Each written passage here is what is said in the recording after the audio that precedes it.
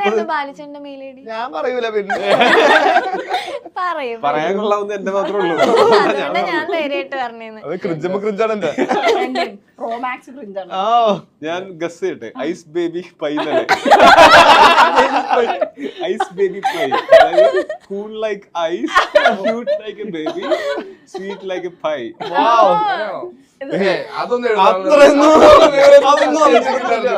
ഞാൻ ശരി, ഞാൻ പറയുന്നത് ഊഹിക്കണ്ട, ഇത് പുറത്തു വിടരുത്.